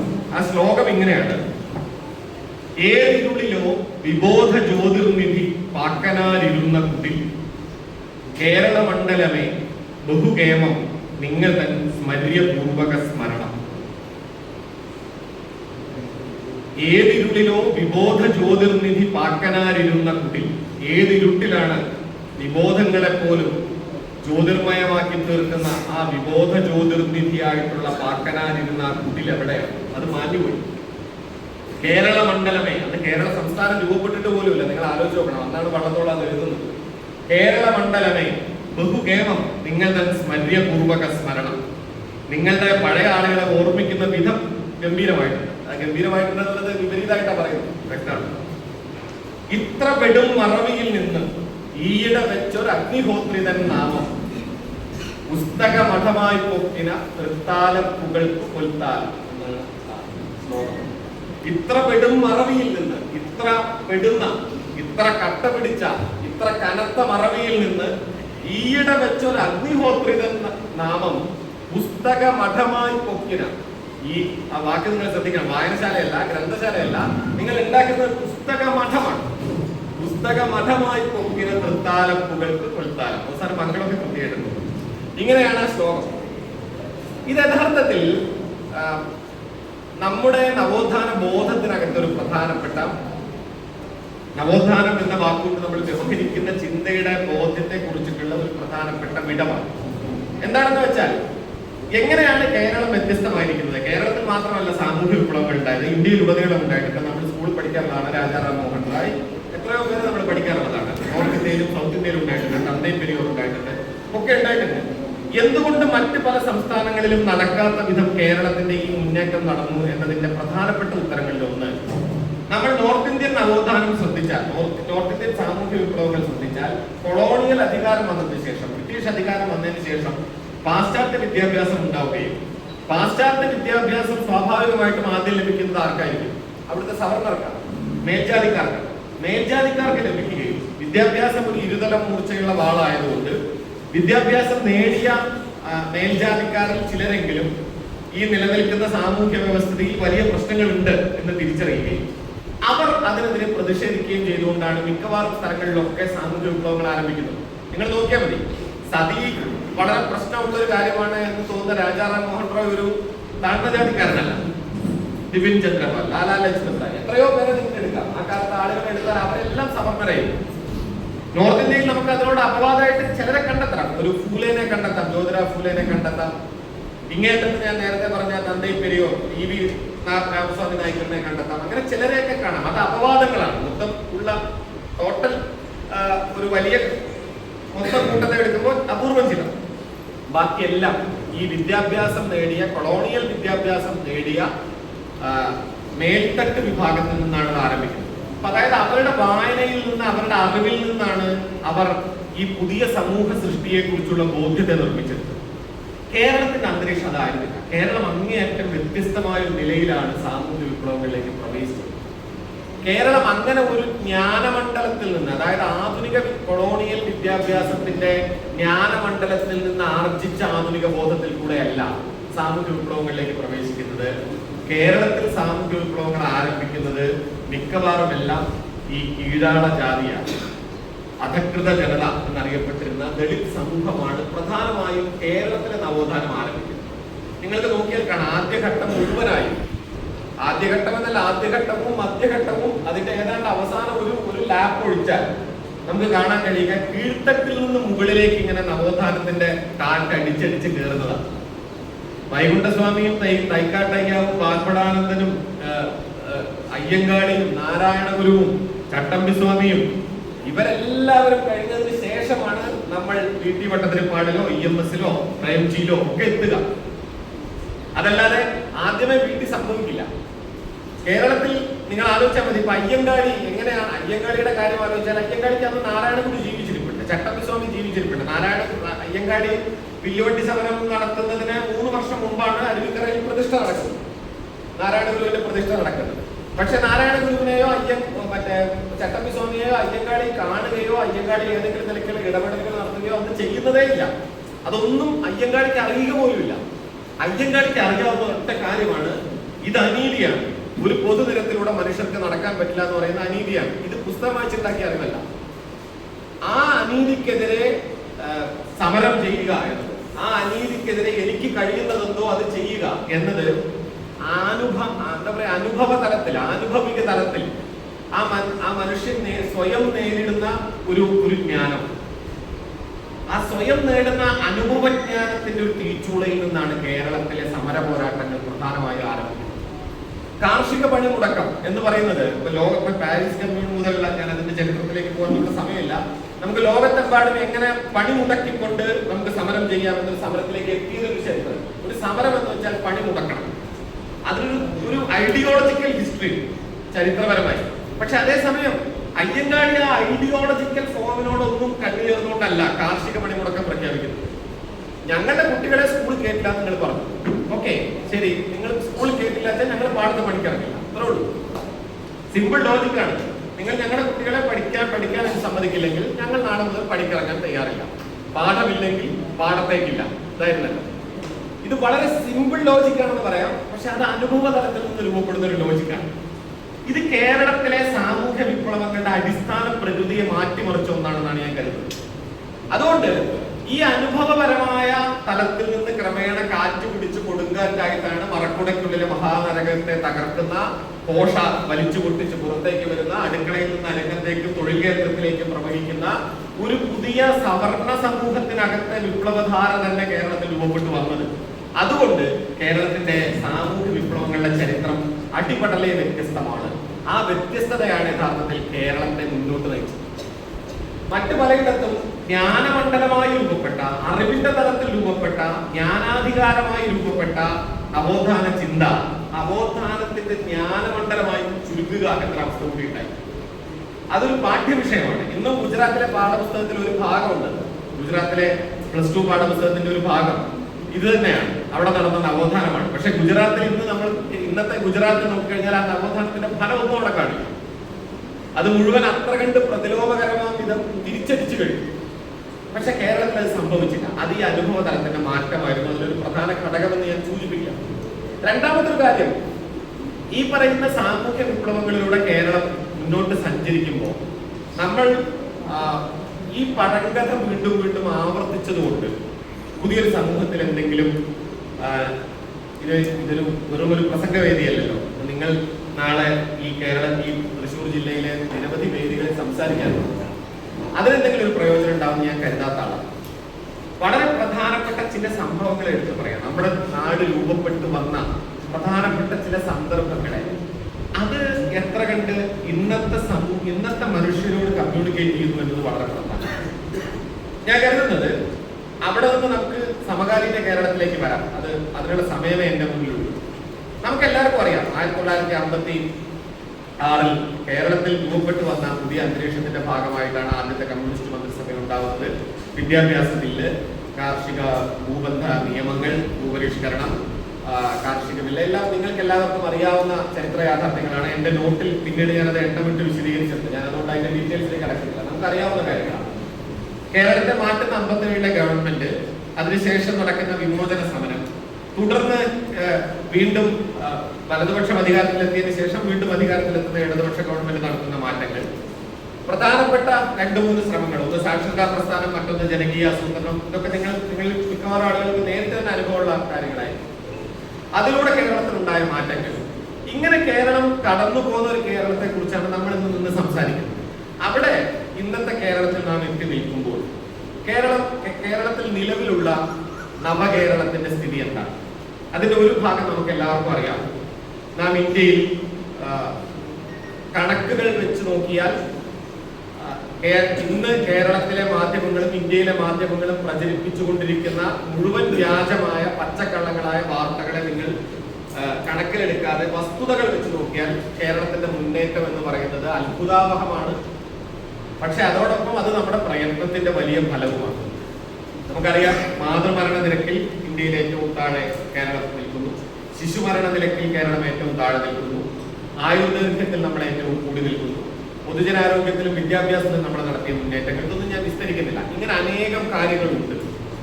അതോടൊപ്പം കേരളത്തിന്റെ ഒരു പൊതു സോഷ്യൽ ഫാബ്രിക്, ഒരു പൊതുവേ ഉള്ള കേരളത്തിന്റെ സാമൂഹ്യ അന്തരീക്ഷം ഇന്നും വലിയ തോതിൽ വർഗീയവൽക്കരിക്കപ്പെടുകയോ പരിക്കേൽക്കപ്പെടുകയോ ചെയ്തിട്ടില്ല എന്ന യാഥാർത്ഥ്യവും ഉണ്ട്. നമുക്ക് അതിനോട് ഒരുപാട് ചോദ്യങ്ങളുണ്ട്. എങ്കിൽ പോലും നമ്മൾ UP-യിലോ ഗുജറാത്തിലോ ബീഹാറിലോ കാണുന്ന ഒരു അവസ്ഥയിലേക്ക് കേരള സമൂഹം എത്തിച്ചേർന്നിട്ടില്ല എന്നുമുള്ളൊരു പോസിറ്റീവ് വശം. ഇനി നമ്മൾ ഇങ്ങോട്ട് തിരിഞ്ഞു നോക്കുക. നമ്മൾ ഈ അങ്ങോട്ട് ഒരു വിരൽ ചൂണ്ടുമ്പോൾ കുറെ വിരൽ ഇങ്ങോട്ട് തിരിഞ്ഞു നിൽക്കുന്നുണ്ടല്ലോ, അതൊന്ന് തിരിഞ്ഞു നോക്കുക. അത് വളരെ പ്രധാനമാണ്. അത് നമ്മൾ ചെയ്താൽ മാത്രമേ നമുക്ക് നാട്ടുകാർക്ക് മുന്നിൽ പോയി നിന്ന് സംസാരിക്കുമ്പോൾ കുറെ കൂടി സത്യസന്ധമായും കുറെ കൂടി തെളിച്ചത്തോടെയും സംസാരിക്കാൻ കഴിയുന്ന അഭിപ്രായമുള്ള ഒരാളാണ് ഞാൻ. വെറുതെ വ്യാജം പോയി നമ്മൾ നാട്ടുകാരോട് സംസാരിച്ചാൽ, അതായത് നമുക്കൊരു അജണ്ടയോ ആളുകളോട് പറയാം, അതൊക്കെ എങ്ങനെയെങ്കിലുമൊക്കെ പറയണം എന്ന് തീരുമാനിച്ച് സംസാരിച്ചാൽ ഇന്ന് കേരളത്തിലെ ജനങ്ങൾ അതിന് പറ്റുന്നൊരു ജനതയാണെന്ന് ഞാൻ കരുതുന്നതേ ഇല്ല. നാട്ടുകാർക്ക് പച്ചവെള്ളം പോലെ മനസ്സിലാവും. നമുക്കേ ബുദ്ധിയുള്ളൂ എന്നൊന്നും തെറ്റിദ്ധരിക്കരുത്. നാട്ടുകാർക്ക് നല്ല ബുദ്ധിയുണ്ട്. എന്താണ് ഈ നടക്കുന്ന പരിപാടി എന്ന് അവർക്ക് കൃത്യമായി മനസ്സിലാവും. അതുകൊണ്ട് നമ്മളോട് ചില ചോദ്യങ്ങൾ ചോദിക്കുകയും ആ ചോദ്യങ്ങളുടെ വിമർശനം നമ്മൾ ഏറ്റെടുക്കുകയും വേണം. ഒന്ന് രണ്ട് കാര്യങ്ങൾ ഞാൻ പറയാം. ഒന്ന്, നമുക്കെല്ലാവർക്കും അറിയാം, ജാതി വിരുദ്ധ സമരമാണ് കേരളത്തിലെ നവോത്ഥാന ഘട്ടത്തിന്റെ കാതൽ എന്ന് പറയുന്നത്. ജാതി വിരുദ്ധ സമരത്തെയാണ് നമ്മൾ ഒരു ഘട്ടത്തിൽ മുഴുവനായും കേരളത്തിന്റെ മനുഷ്യ നിർമ്മിതിയായിട്ട് നമ്മൾ കണ്ടത്. കാരണം കേരളത്തിന്റെ ജനതയെ, പൊതുവെ ഇന്ത്യൻ ജനതയെ മനുഷ്യനല്ലാതാക്കി തീർത്ത ഏറ്റവും പ്രധാനപ്പെട്ട പ്രത്യയശാസ്ത്രം ചാതുർവർണ്യമായിരുന്നു, സനാതന ധർമ്മമായിരുന്നു. അതിനെതിരായിട്ടുള്ള സമരമാണ് കേരളത്തിൽ രൂപപ്പെട്ടു വന്നത്. അവിടെ ജാതി വിരുദ്ധ സമരത്തിന്റെ ഏറ്റവും പ്രധാന കേന്ദ്ര സ്ഥാനത്താണ് നാരായണഗുരു നിന്നത്. നാരായണഗുരു പറഞ്ഞത് അതാണ്, നമുക്ക് എല്ലാവർക്കും അറിയാം. മനുഷ്യനാണ് മനുഷ്യത്വം ജാതി, ജാതിർ ഗോത്രം ഗവാമ്യത. പശു എങ്ങനെ പശുവായിരിക്കുന്നുവോ അതുപോലെ മനുഷ്യൻ എന്നൊരൊറ്റ ജാതിയെ ഉള്ളൂ എന്ന് അദ്ദേഹം സിദ്ധാന്തിക്കുന്നു. ഒരു മനുഷ്യൻ മറ്റൊരു മനുഷ്യനെ പരിചയപ്പെടുമ്പോൾ എന്ത് ചോദിക്കണം? നാരായണഗുരു പറയുന്നുണ്ട്, പേരൂരും തൊഴിലീ മൂന്നും പോരും ആയത് ചൊല്ലുക, ജാതി ഏതെന്ന് ചൊല്ലേണ്ട നേര് മെയ് തന്നെ ചൊല്ലുകയാണ്. ഒരാളോട് ചോദിക്കേണ്ട 3 ചോദ്യമേ ഉള്ളൂ. പേരൂരു തൊഴിൽ, പേരെന്താണ്, നാടേതാണ്, നിങ്ങൾ എന്ത് പണിയെടുത്തിട്ടാണ് ജീവിക്കുന്നത്, ഈ 3 ചോദ്യമേ പ്രസക്തമായിട്ടുള്ളൂ. ജാതി എന്തെന്ന് ചോദിക്കരുത്, പറയരുത്. ജാതി ചോദിക്കരുത്, പറയരുത്, ആചരിക്കരുത്. ഓക്കെ, ഇതെല്ലാം കേരള ജനതയുടെ ഒരു ഘട്ടത്തെ മുഴുവൻ തീരുമാനിച്ചതാണ്. അതുകൊണ്ട് നമ്മുടെ സമൂഹത്തിൽ നിന്ന് ജാതി പോയി നമുക്ക് പറയാം വേണമെങ്കിൽ. ഇന്ന് ആരും ആരോടും മുഖത്ത് നോക്കി ജാതി ചോദിക്കൊന്നുമില്ല. ജാതി ചോദിച്ചിട്ട് മറ്റേ പോയി കേസ് കൊടുത്താലും പുറത്താളും ജയിലിൽ പോയി കിടക്കേണ്ടി വരും. ആരും ജാതി ചോദിക്കില്ല. അതുകൊണ്ട് നമ്മുടെ ജാതി നമ്മളിൽ നിന്ന് പോയോ എന്ന് നമ്മൾ സ്വയം ചോദിക്കും. ജാതി അതുകൊണ്ട് പോയി എന്ന് നിങ്ങൾ ആരെങ്കിലും അഭിപ്രായപ്പെടും? അങ്ങനെ അഭിപ്രായപ്പെടാത്തടത്തോളം നമ്മൾ സമൂഹത്തിൽ ഇറങ്ങിയിട്ടും ജാതി പോയി എന്നൊന്നും നെഞ്ചു നിവർത്തി എന്ന് പറയരുത്. ജാതി പോയിട്ടില്ലെന്ന് നമുക്ക് നന്നായിട്ട് അറിയാം. അതിനേക്കാൾ രൂക്ഷമായി നമ്മുടെ ജാതി ഭരിക്കുന്നുണ്ട്. ഈ പേരൂര് തൊഴിലീ മൂന്നും പറഞ്ഞാൽ മതി എന്ന നാരായണഗുരുവിന്റെ വാക്ക് തന്നെ നിങ്ങൾ എടുക്കുക. അന്നത്തെ മനുഷ്യൻ, ഞാൻ കരുതുന്നത്, ഇപ്പൊ എന്റെ മുത്തശ്ശിയൊക്കെ പണ്ട് എന്റെ വീട്ടിലൊക്കെ എന്റെ കൂട്ടുകാർ ചില സ്കൂൾ പഠിക്കുമ്പോഴൊക്കെ വരുമ്പോൾ നീ എവിടുത്തേന്ന് ചോദിക്കും, എന്താ ജാതി, കൂട്ടുകാരോടൊക്കെ ചോദിക്കാൻ ഒരു മടിയുണ്ടായിരുന്നില്ല പഴയ ആൾക്കാർക്ക്. അത് അവരെന്തെങ്കിലും തെറ്റായിട്ട് വരാം. അവരുടെ ചരിത്രഘട്ടത്തിൽ ആ ചോദ്യം സ്വാഭാവികമായിരുന്നു. എന്താ ജാതി ചോദിച്ചാൽ ഒരു കുഴപ്പമില്ല എന്നാണ് അവർ വിചാരിക്കുന്നത്. ഇന്നങ്ങനെ ആരും ചോദിക്കുന്നില്ലായിരിക്കാം. പക്ഷെ ഞാൻ കരുതുന്നത് ആ ചോദ്യം നിഷ്കളങ്കമായിരുന്നു എന്നാണ്. അങ്ങനെയല്ല ചോദിക്കാം. ഇന്നിപ്പോ എന്റെ പേരെന്താ? ശ്രീചന്ദ്രൻ. എന്റെ അച്ഛന്റെ പേരെന്താ? എന്റെ അച്ഛന്റെ പേരറിയാൻ എനിക്ക് വലിയ മേക്കടത്തിലാണ്. എന്ന് വല്ല പ്രയോജനമുള്ള കാര്യമാണ്. അപ്പൊ ഞാൻ എന്റെ അച്ഛന്റെ പേര് മാത്രം പറഞ്ഞാൽ അത് അപ്പൊ അതിന് ജാതി ഭാഗമൊന്നുമില്ല, കിട്ടില്ല. വീടിന്റെ പേരെന്താ? ആഗ്രഹം എന്നാണ് വീടിന്റെ പേര്. ഞാൻ വെച്ചപ്പോ വീടിന് ആഗ്രഹം എന്നാ പേരിട്ടത്. വീട് വെക്കണം എന്നുള്ളത് മനുഷ്യന്റെ ആഗ്രഹമാണല്ലോ. അതുകൊണ്ട് അതിനെ പേരിട്ടു, അത്രേ ഉള്ളൂ. അപ്പൊ ആ പേരിൽ ഒരു ജാതി കിട്ടുന്നില്ല. ഇങ്ങനെ നിങ്ങൾക്ക് എല്ലാവർക്കും അറിയാം, ഏത് സമൂഹത്തിലാണ് നിങ്ങൾ ഏത് മതത്തിൽ ജീവിക്കുന്നുവെങ്കിലും അതിന് പല പല ട്രിക്കുകളുണ്ട്. ഈ ഒരു ഫ്ലോ ചാർട്ട് ഉണ്ട്. നിങ്ങൾ ഇസ്ലാം ആണെച്ചാൽ നിങ്ങൾ സുന്നിയാണോ മുജാഹിദാണോ എന്ന് അറിയാനുള്ള വഴിയുണ്ട്. സുന്നി ആണെങ്കിൽ AP ഗ്രൂപ്പ് IK ഗ്രൂപ്പ് ആണോ എന്ന് അറിയാനുള്ള വഴിയുണ്ട്. നിങ്ങൾ ക്രിസ്ത്യാനി ആണെന്നുണ്ടെങ്കിൽ നിങ്ങൾ കത്തോലിക്കനാണോ, റോമൻ കത്തോലിക്കനാണോ, സുറിയൻ കത്തോലിക്കനാണോ, മർത്തോമയാണോ, യാക്കോബായാണോ, പെന്തക്കോസ്താണോ, യഹോവസാക്ഷിയാണോ എന്ന് അറിയാനുള്ള വഴിയുണ്ട്. എല്ലാത്തിനും ഇവിടെ മാർഗമുണ്ട്, ഫ്ലോ ചാർട്ട് ഉണ്ട്. ആ ചോദ്യം ചോദിക്കണ്ട, വേറെ ചോദ്യങ്ങളുണ്ട്. ഈ വിശപ്പ് നമുക്ക് മാറുന്നില്ലല്ലോ, ഈ വിശപ്പ് മാറുന്നില്ലല്ലോ. മറ്റൊരാൾ എന്താണെന്ന് അറിയാനുള്ള, എന്താണെന്ന് വെച്ചാൽ എന്താണ്, എന്ത് ജാതി സ്വത്വമാണെന്ന് അറിയാനുള്ള വിശപ്പ് നമ്മളൊന്നും മാറിയിട്ടില്ല. ഇത് കേവലം അറിവിന്റെ പ്രശ്നമല്ല, നമ്മുടെ ജീവിതത്തെ തീരുമാനിക്കുന്ന ആകരമായി നമ്മൾ ഇപ്പോഴും ജാതിയുണ്ട്. എന്ന് വെച്ചാൽ എന്താണ്? നമ്മുടെ കുടുംബ ബന്ധങ്ങൾ ജാതിയിലാണ് നിൽക്കുന്നത്. അതെല്ലാവർക്കും അറിയാവുന്ന കാര്യമാണ്. അത് ക്ലാസിഫൈഡ് പേജിലുണ്ടല്ലോ. പുരാതന നായർ യുവാവും പുരാതന റോമൻ കത്തോലിക്ക യുവതിയും ഒക്കെ എപ്പോഴും നമ്മൾ കാണുന്നുണ്ടല്ലോ. വിവാഹാലോചനകൾ ക്ഷണിക്കുന്നു എന്ന് പത്രത്തിൽ. പുരാതന യുവാവ് എന്ന് പറയുന്ന സാധനം എന്താന്ന് എനിക്ക് ഇന്ന് വരെ മനസ്സിലായിട്ടില്ല. പുരാതനായ പ്രായമില്ലേ? പുരാതന യുവതി എന്ന് പറയുന്ന സാധനം എന്താണെന്ന് എനിക്കറിയില്ല. പുരാതന ഫോസിൽ എന്നൊക്കെ പറഞ്ഞാൽ പുരാതന ബ്രാഹ്മണ യുവാവ് സമാന ഗോത്രത്തിൽ നിന്ന്, കശ്യപ ഗോത്രത്തിൽ, അഗസ്ത്യ ഗോത്രത്തിൽ ജനിച്ച യുവാവ് വിവാഹാലോചന തേടുന്നു. ഇപ്പോൾ മലയാള മനോരമയിലൊക്കെ പരസ്യം. ഞാൻ അങ്ങനെ പരസ്യം കൊടുക്കുന്ന ആൾക്കാരെ കുറിച്ചാണ്. ഞങ്ങൾ തലമുറകളായി തന്നെ ഉണ്ണികൾ, എന്താ പറയാ, ഉണ്ണുക, ഉറങ്ങുക, ഉണ്ണികളെ ഉണ്ടാക്കുക എന്നുള്ള 3 ജോലി അല്ലാതെ ഒരു ജോലിയും ചെയ്യാതെ ജീവിച്ചു പോകുന്ന സാമൂഹ്യ ദ്രോഹികളുടെ ഒരു കുടുംബമാണ്. സമാനമായ മറ്റൊരു സാമൂഹ്യ ദ്രോഹിയിൽ നിന്നും ഒരാളെ കൊണ്ടുവരാൻ ആഗ്രഹിക്കുന്നു എന്നല്ലേ പരസ്യം കൊടുക്കുന്നത്. ഞാൻ പറയുന്നത് ബ്രാഹ്മണനായി ജനിച്ച എല്ലാവരും സാമൂഹ്യ ദ്രോഹിയാണെന്ന് ഞാൻ പറഞ്ഞത് ദുർവ്യാഖ്യാനിക്കരുത്. അങ്ങനെയല്ല. നിങ്ങൾ ജനിച്ച ജാതിയെ നിങ്ങളൊരു മൂലധനമായി അംഗീകരിച്ച് അത് ട്രംപറ്റ് ചെയ്യുന്നുണ്ടെങ്കിൽ, അത് നിങ്ങൾ സ്വയം വാഴ്ത്തുന്നുണ്ടെങ്കിൽ നിങ്ങൾ സാമൂഹ്യ ദ്രോഹി തന്നെയാണ്. ആ കാര്യത്തിൽ ഒരു സംശയവുമില്ല. നിങ്ങൾ എവിടെ ജനിച്ചു എന്നുള്ളത് അപ്രസക്തമായ കാര്യമാണ്. നിങ്ങൾക്ക് ജനിക്കുന്നതിന് നമ്മൾ അവിടെ എഴുതി കൊടുത്തിട്ടല്ലോ ഇങ്ങോട്ട് വന്നത്. അത് നമുക്ക് അറിയുന്ന കാര്യമല്ല. പക്ഷെ നിങ്ങളുടെ ജാതി നിങ്ങൾ സ്വയം വാഴ്ത്തുന്നുണ്ടെങ്കിൽ നിങ്ങൾ സാമൂഹ്യ ദ്രോഹിയാണ്. അത് പരസ്യം കൊടുക്കാൻ നമ്മുടെ സമൂഹത്തിലൊന്നും വഴിയില്ല. സമൂഹത്തിൽ നിന്ന് എന്തൊക്കെ ഒഴിവാക്കണമെന്ന് ആഗ്രഹിച്ചു അതെല്ലാം നമ്മുടെ വീട്ടിലേക്ക് നമ്മൾ കൊണ്ടുവന്ന് താമസിപ്പിച്ചിട്ടുണ്ട്. സമൂഹത്തിൽ നിന്ന് ഒഴിവാക്കണം തീരുമാനിച്ചോക്കെ അങ്ങനെയാണല്ലോ. അത് കെ.എൻ. പണിക്കർ മാഷ് പറഞ്ഞ ഉദാഹരണം 1000 വട്ടം പ്രസംഗവേദികളിൽ എല്ലാവരും ആവർത്തിച്ചാണ്. എന്നാലും അത് പ്രസക്തമാണ്. നമ്മുടെ വീടിന് പുറത്ത് ഇങ്ങനെ മൈക്കൊക്കെ കിട്ടിക്കഴിഞ്ഞാൽ ഈ വിറതാങ്ങി ഞാൻ വറക്കേണ്ടത് നിങ്ങൾ അറിയാതിരിക്കുന്ന സാധനം കിട്ടിക്കഴിഞ്ഞു കഴിഞ്ഞാൽ ഇങ്ങനെ നിന്ന് സ്ഥിതി സമത്വം, സ്ത്രീകളും പുരുഷന്മാരും തുല്യരാണ് എന്നൊക്കെ പ്രസംഗിക്കാം. എല്ലാ ജെൻഡറിനെയും മാനിക്കണം എന്നൊക്കെ പ്രസംഗിക്കാം. അത് കഴിഞ്ഞ് വീട്ടിൽ പോകുമ്പോൾ ഈ സ്ഥിതി സമത്വത്തിന്റെ ചെരുപ്പ് പണിക്കർ മാഷ് പറഞ്ഞ മാതിരി അവിടെ അഴിച്ചിടും. എന്നിട്ട് വീട്ടിനകത്തേക്ക് കയറും. എന്നിട്ട് ചായ കൊണ്ടുപാടി ആജ്ഞാപിക്കും. അപ്പൊ വീട്ടിലെ ഡൊമസ്റ്റിക് അനിമൽ, വളർത്തു മൃഗമായി കാണുന്ന ജീവി, അത് അമ്മയാവാം, ഭാര്യയാവാം, പെങ്ങളാവാം, ആരും ആവാം, അവിടെ ചായ കൊണ്ടുവരാനായി ഓടും. അപ്പൊ ടി വി ഓൺ ചെയ്യും. അപ്പൊ ഇന്ത്യ വലിയ പ്രതിസന്ധിയിലാണ്. അത് പരിഹരിക്കാൻ നമ്മളല്ലേ ഉള്ളൂ. നരേന്ദ്രമോദി അത് പ്രശ്നമാണ്. അത് നമ്മൾ ഈ പുരോഗമനവാദികളായ നമ്മളൊക്കെ പറയാൻ അത് പരിഹരിച്ചുകൊണ്ടിരിക്കുന്നത്. അതിനെപ്പറ്റി ആശങ്കയൊക്കെ ഉണ്ട്. എന്നിട്ട് ചായക്ക് മധുരം കുറഞ്ഞതിന് അവിടെ ചീത്ത പറയുകയും ചെയ്യും. ഞാൻ പറയുന്നത് എന്താ വെച്ചാൽ ഇങ്ങനെ ജീവിക്കുന്നു എന്ന് മാത്രമല്ല, ഇങ്ങനെ ജീവിക്കുന്നതിനോടൊപ്പം അങ്ങേയറ്റം ഇരട്ട വ്യക്തിത്വമുള്ള ഈ ജീവിതം ജീവിച്ചുകൊണ്ടിരിക്കുകയും അങ്ങനെ ജീവിച്ചാലും ഞാനൊരു പുരോഗമനവാദിയാണെന്ന് വിശ്വസിച്ച് ജീവിക്കാനുള്ള ഒരു ഹാബിറ്റസ് കേരള സമൂഹം ഒരുക്കി കൊടുത്തിട്ടുണ്ട്. അതായത് ഹിപ്പോക്രാറ്റിക്കൽ ഹാബിറ്റസ് എന്ന് പറയും. അതായത് ഈ ഇരട്ട ജീവിതത്തിന് പറ്റിയ പരിതോവസ്ഥ അല്ലെ, അങ്ങനെയല്ലേ പറയുന്നത്. അതിനെ പറ്റിയൊരു അന്തരീക്ഷമുള്ളത്. രാവിലെ മുതൽ വൈകുന്നേരം വരെ ഈ നവോത്ഥാന വിരുദ്ധമായ പ്രവർത്തികൾ ചെയ്തുകൊണ്ടിരിക്കുകയും നവോത്ഥാനത്തിന് വേണ്ടി പ്രസംഗിക്കുകയും ചെയ്യാം. രാവിലെ മുതൽ വൈകുന്നേരം വരെ സാമൂഹ്യ ബോധ ആധുനികതാ വിരുദ്ധമായി ജീവിച്ചുകൊണ്ട് രാത്രി ആയാൽ മലയാളിക്ക് കുറച്ച് മതനിരപേക്ഷതയും ഒക്കെ കലക്കി കുടിച്ച് കിടന്നുറങ്ങണം. അങ്ങനെയാണ് ഞാൻ കരുതാറുള്ളത്. കേരളത്തിന്റെ പുരോഗമന ഇടതുപക്ഷ മധ്യവർഗ സമൂഹത്തിൽ എന്തുകൊണ്ടാണ് വലിയ മധ്യവർഗ സമൂഹമാണ് കേരളത്തിലെ. ഈ മധ്യവർഗ സമൂഹത്തിന്റെ ഒരു വലിയ എന്താ പറയുക സ്വയം തൃപ്തിയാണ് രാത്രി കിടന്നുറങ്ങുന്നതിന് മുമ്പ് ഞാൻ മതേതരനാണെന്നൊക്കെ എനിക്ക് സ്വയം ഒരു അഭിമാനം തോന്നും. ആ ബോധത്തിൽ കൂടി വിള്ളലേൽക്കാൻ തുടങ്ങിയത് അടുത്ത കാലത്താണ്. അതിന്റെ റിസൾട്ടാണ് ഇവിടെ നമ്മൾ കണ്ടത്. ഇവിടുത്തെ ഇലക്ഷൻ റിസൾട്ടായിട്ട് നമ്മൾ കണ്ടത്. അതായത് രാത്രി കിടന്നുറങ്ങുമ്പോഴും എനിക്ക് മതേതരനാവണ്ടായിരുന്നു. മതേതരൻ എന്ന ഒരു പുറംമൂടി പോലും ആവശ്യമില്ലാത്ത വിധം മതേതരത്വമില്ലായ്മ തന്നെ ഒരു അഭിമാനകരമായ സ്റ്റാറ്റസായി മാറിയ പുതിയ കേരളാന്തരീക്ഷത്തിന്റെ പ്രതിനിധിയാണ് തൃശ്ശൂർ MP. അതാണ് ഞാൻ പറഞ്ഞത്.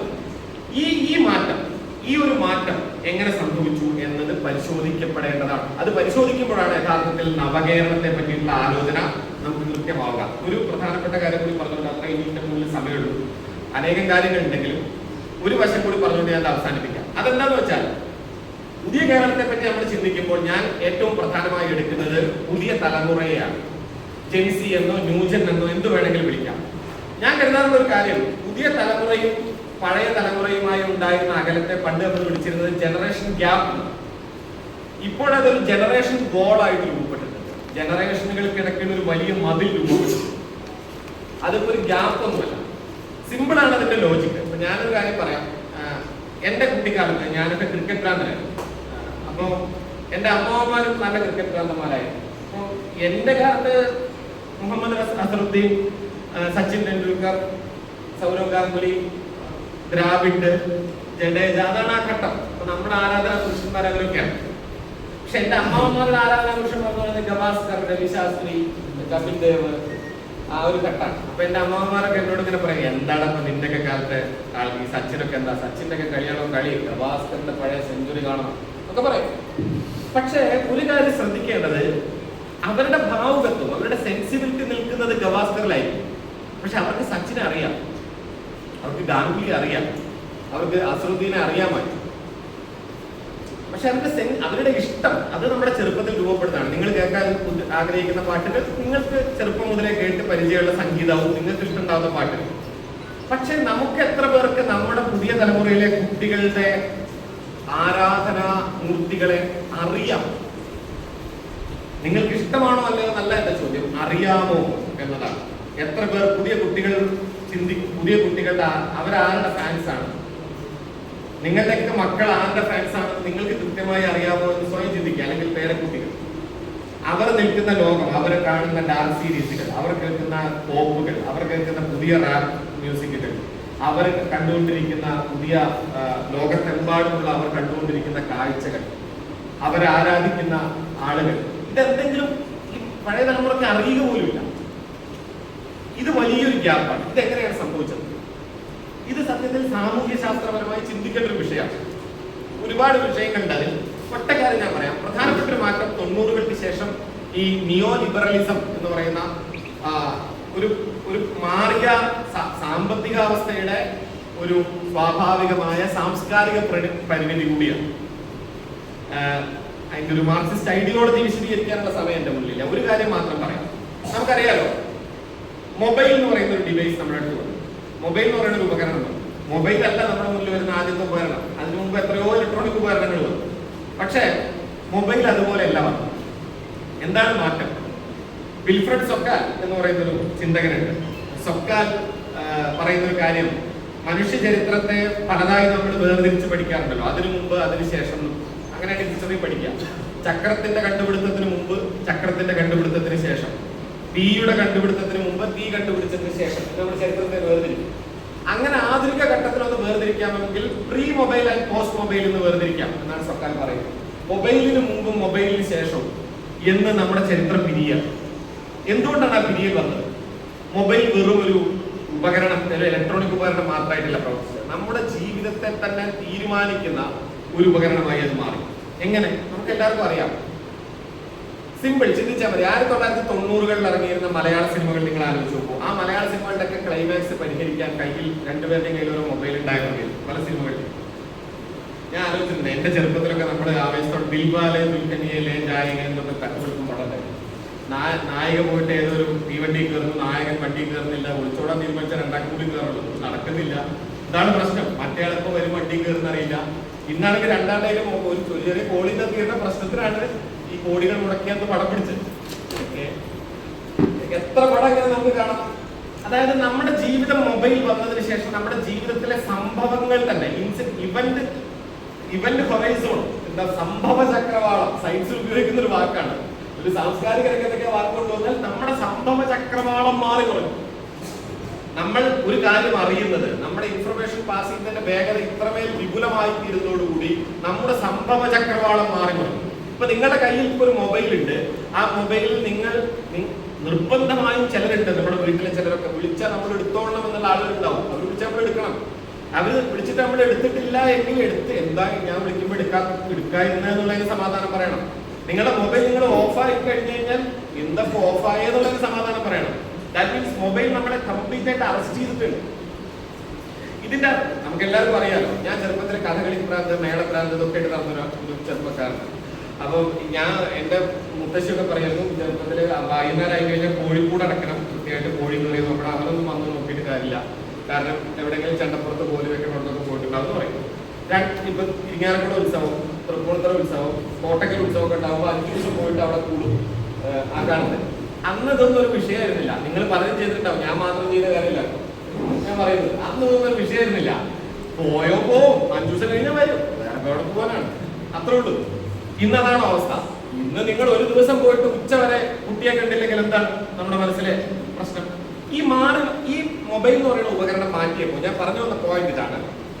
കൃത്യം 10 മിനിറ്റ് ഉണ്ട്. ഞാൻ നിർത്തിക്കോളൂ.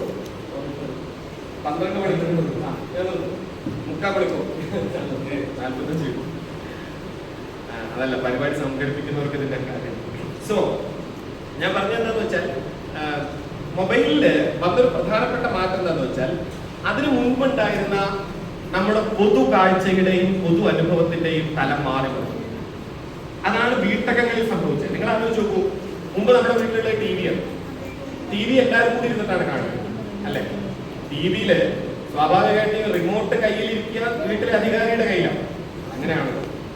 മറ്റേ നമുക്ക് ആണുങ്ങൾ വാർത്ത കാണുന്നവരും പെണ്ണുങ്ങൾ സീരിയൽ കാണുന്നവരുമാണെന്നും, സീരിയൽ കാണുന്ന പെണ്ണുങ്ങൾക്ക് വിവരം കുറവാണെന്നും, വാർത്ത കാണുന്ന ആണുങ്ങൾക്ക് വലിയ വിവരമാണെന്നുമാണെന്നൊരു വെപ്പ്. ഇതൊരു വെപ്പാണ്.